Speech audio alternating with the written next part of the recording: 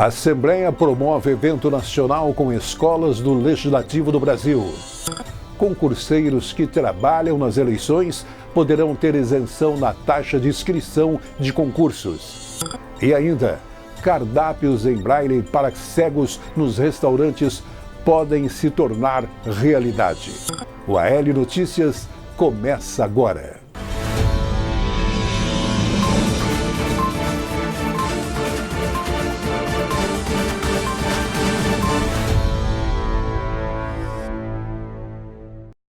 Promovido pela Assembleia e pela Associação Brasileira de Escolas do Legislativo, o 33º encontro da ABEL reuniu participantes de todo o país. A abertura do evento, que incentiva o aprimoramento das atividades legislativas de todo o Brasil, contou com a participação de mais de 80 congressistas vindos de vários estados do país. A ABEL é uma sociedade civil e sem fins lucrativos que congrega escolas vinculadas ao Poder Legislativo brasileiro, com o objetivo de estimular as atividades legislativas com eventos educativos de formação e capacitação de servidores da administração pública. A gente tem tentado, exatamente dentro da discussão dos poderes, dentro da discussão do nosso Estado, não ficar só aqui, trocar experiência com outros estados para que a gente possa construir um poder legislativo cada vez mais próximo da nossa população. Então, acho que isso que é o importante, é a gente aprender com quem já está fazendo também como nós estamos fazendo. Se a gente puder ensinar alguma coisa para eles também é importante. Esse é o conceito principal da nossa associação, criar escolas do Legislativo de Contas nas câmaras municipais, nas assembleias estaduais e no Congresso Nacional e nos tribunais de contas. O que é que nós fazemos? Nós capacitamos os servidores públicos do Poder Legislativo brasileiro e também nós criamos escolas para os cidadãos, escolas de democracia, escolas de cidadania, para que estudantes de primeiro, de segundo e terceiro graus possam conhecer como funciona o Poder Legislativo. Essa é a missão da Associação Brasileira das Escolas do Legislativo de Contas.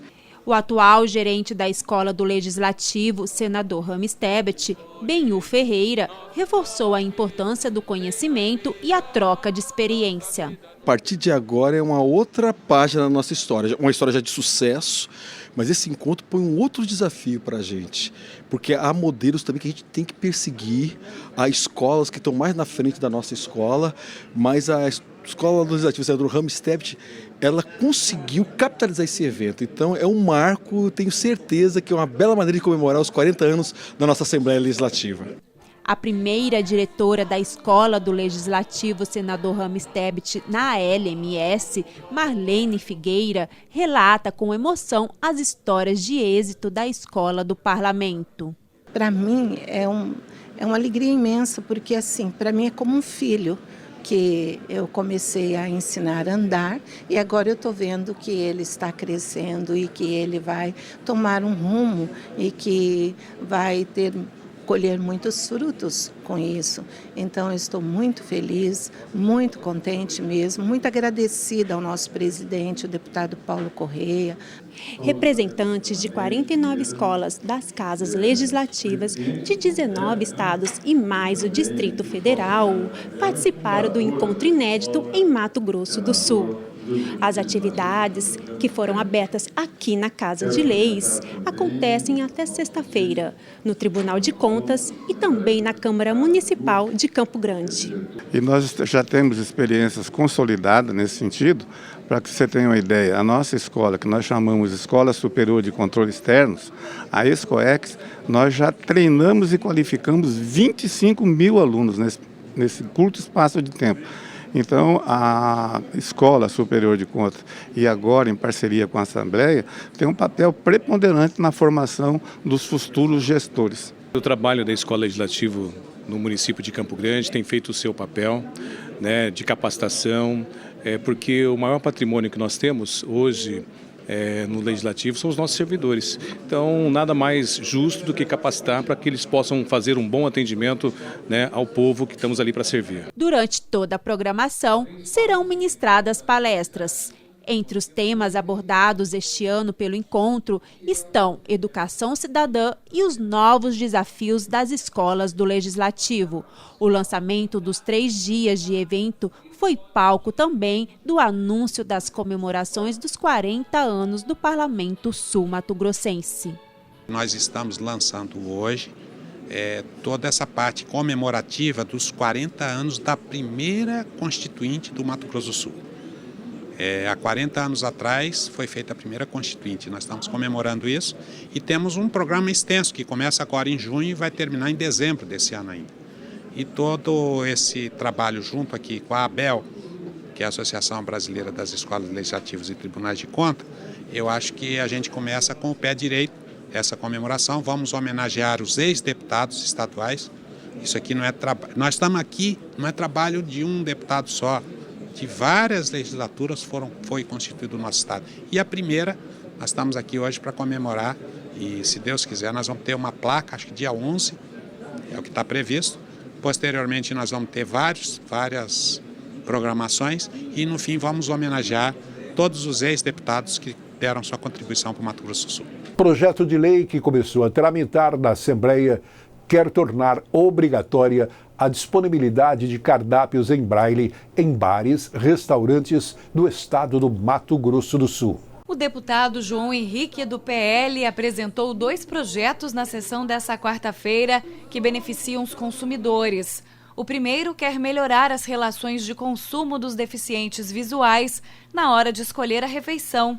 Para João Henrique, as 2 alternativas apresentadas podem ser cumpridas pelos empresários sem grandes custos. Realmente garantir inclusão, dar a eles e aos profissionais, aos empresários, meios de oferecer esse serviço. Por isso, a questão de a impressão do cardápio em braille vai onerar.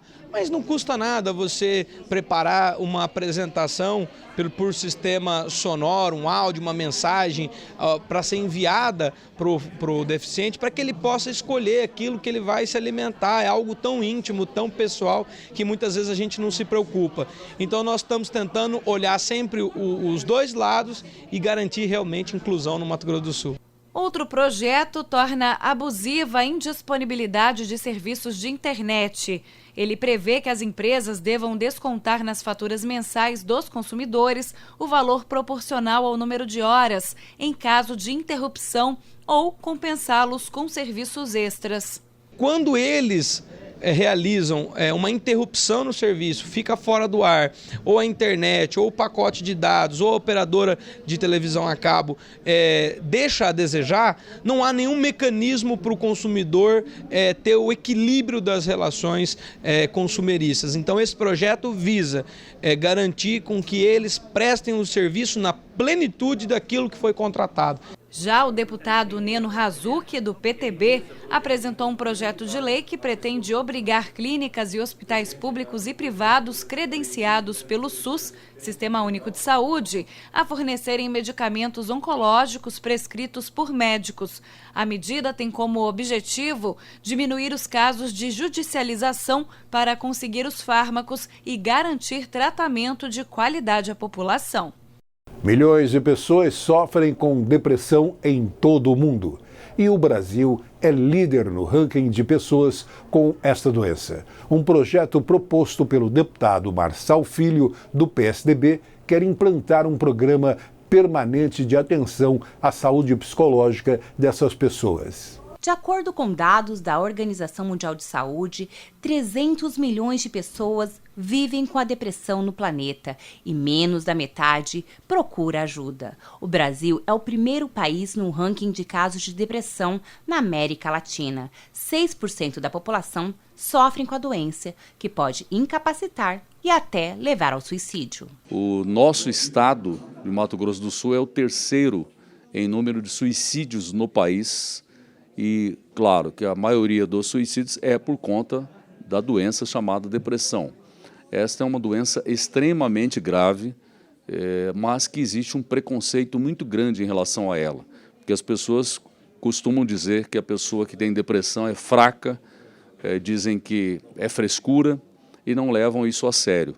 Por isso, o deputado Marçal Filho, do PSDB, apresentou um projeto que institui um programa de lei para informação, prevenção e combate à depressão. A campanha também deverá abordar patologias como transtorno de ansiedade e síndrome do pânico. Esse meu projeto não trata-se apenas de uma campanha, mas sim de fazer com que o Estado possa evitar esforços no sentido de disponibilizar tratamento para as pessoas com esse tipo de patologia. Tanto a depressão como doenças correlatas como transtorno de ansiedade e síndrome do pânico. O Brasil é o país com o maior número de pessoas com transtorno de ansiedade do mundo, segundo a Organização Mundial de Saúde. O AL Notícias vai para um breve intervalo. No próximo bloco, aprovação do projeto de lei que dá isenção de inscrição em concursos para quem é voluntário nas eleições. É daqui a pouco. O Ministério do Turismo adverte: muitas vezes a exploração sexual de crianças e adolescentes acontece diante dos nossos olhos. Quem finge que não vê, vira cúmplice. Fique de olho e denuncie. Disque 100. Ministério do Turismo, Governo Federal, Pátria Amada Brasil. Boa notícia para quem é convocado pela Justiça Eleitoral para trabalhar nas eleições. Foi aprovado o projeto de lei que garante isenção na inscrição de concursos públicos. Mais detalhes na reportagem de Ana Paula Gimenez. Para ter direito à isenção, o eleitor convocado terá que comprovar o serviço prestado à Justiça Eleitoral por no mínimo 2 eventos eleitorais, plebiscito ou referendo consecutivos ou não. O candidato deverá apresentar os documentos comprobatórios quando inscrever-se em concursos em âmbito estadual. Eu achei que é uma forma de você dar uma compensação, assim como de vez em quando tem algumas compensações para doador de sangue e tal. Então quem presta serviço nas eleições, na hora que ele for fazer o concurso público, ele ser isento da inscrição para prestar o concurso, eu acho que é uma bonificação e um incentivo para que ele vai trabalhar com mais prazer. Os deputados também aprovaram, em segunda discussão, o projeto de lei que alterou o regime interno do Tribunal de Contas do Estado de Mato Grosso do Sul. Entre as principais mudanças encaminhadas pelo Tribunal de Contas do Estado estão a possibilidade de chefes do Executivo e Legislativo recorrerem de multas sem ter de pagá-las com antecedência. Os prazos deixam de ser contados em fins de semana e feriados, como é hoje. O prazo de recurso de 60 vai para 45 dias e, assim como o Judiciário, o Tribunal de Contas passa a ter um período de pausa nos prazos processuais, de 20 de dezembro a 20 de janeiro. Segue para a sanção do governador o projeto aprovado pelos deputados que cobra de depredadores o prejuízo contra o patrimônio público. Projeto de autoria do deputado Marçal Filho, do PSDB, vai responsabilizar aquele que vandalizar, depredar e pichar patrimônio ou monumento público no Estado. Não é possível que todos paguem por causa de alguns. A partir do momento que há depredação do patrimônio público, pichação, vandalismo, isso acaba, ao final das contas, sendo pago por todos os cidadãos e cidadãs. A reparação deve ser integral do dano, além do pagamento de indenização correspondente ao dobro do prejuízo causado. O bem público é de todos, não vai sair do bolso de quem está no governo de plantão. Não adianta os vândalos imaginarem que estão protestando contra alguém que está governando o Estado ou governando o município. Não adianta pensar que vai sair do bolso de quem está naquele momento mandando, né? Vai sair do bolso da população. Esses bens públicos são pichados, eles terão que ser novamente recompostos. Em mais uma sessão, os parlamentares que compõem a CCJR emitiram parecer a 15 projetos e entre eles está o que autoriza a Assembleia a participar de uma proposta de emenda à Constituição Federal articulada por várias casas de leis do país. Dos 15 projetos analisados pela Comissão de Constituição, Justiça e Redação, 6 tiveram parecer favorável.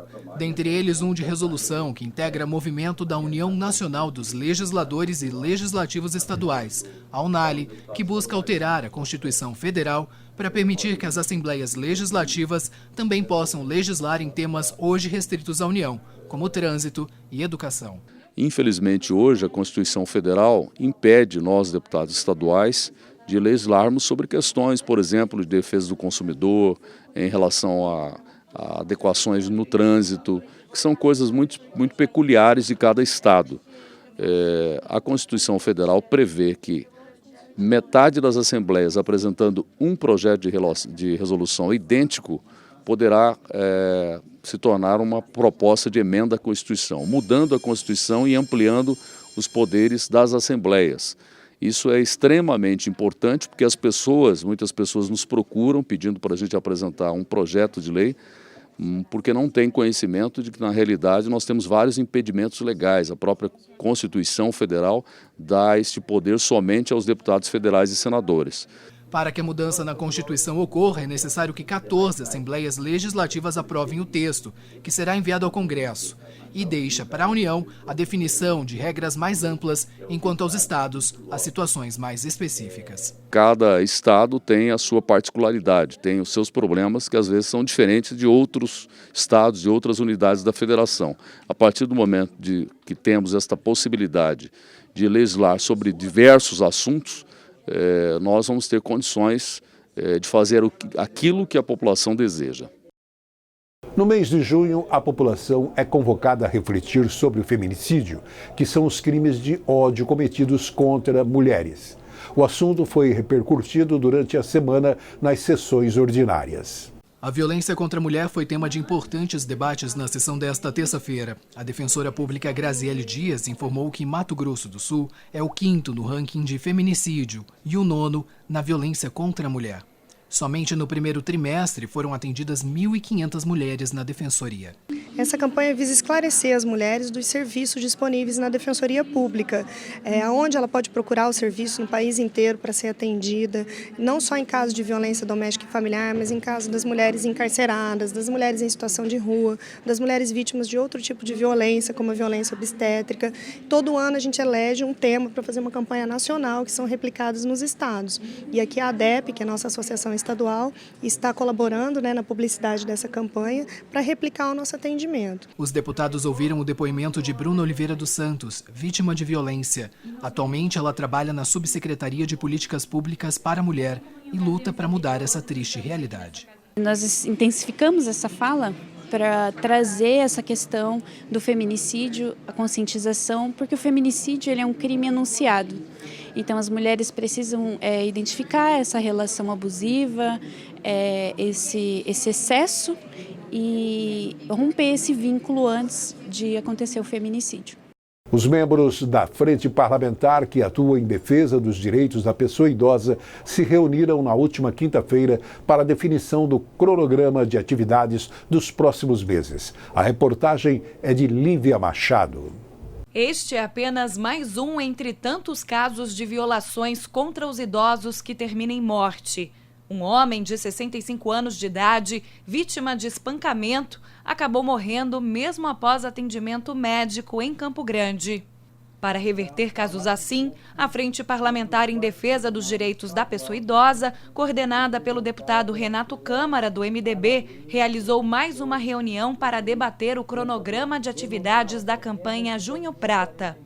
Na reunião de hoje, nós vamos discutir com as entidades toda uma programação que tem para esse mês do Junho Prata e também em relação ao seminário que vai acontecer no dia 27, também algumas palestras de assuntos pertinentes. A lei que instituiu o Junho Prata completa um ano em 2019 e foi criada graças ao Dia Internacional de Conscientização da Violência contra o Idoso, comemorado no dia 15 de junho. O que chamou a atenção nesta reunião foi que é difícil mensurar o número de casos de violência contra os idosos porque eles não têm hábito de fazer a denúncia. O esforço agora será concentrado na divulgação do Disque 100, que registrou no último ano no país pelo menos 33 mil denúncias desse público-alvo. As ações da campanha deste ano envolvem esforço de todo o poder público e de pelo menos 40 entidades. A Defensoria atende em várias áreas para o idoso, né? Temos uma demanda muito grande na questão de saúde, saúde pública principalmente, vagas, internações hospitalares, vários idosos que necessitam, às vezes, de uma vaga e da entrada numa unidade do município, uma UPA, e precisa de vaga hospitalar, e isso demanda um atendimento da Defensoria. Nós não temos, assim, quase políticas públicas para os nossos idosos, né? E lá na base a gente vê a vulnerabilidade dos nossos idosos, principalmente, assim, sozinhos, né? Sem acompanhamento, e também faz parte, assim, da nossa cultura, que a nossa cultura, eles não valoriza muito a pessoa idosa, né? Acha que a pessoa idosa é um peso, é um fardo, né?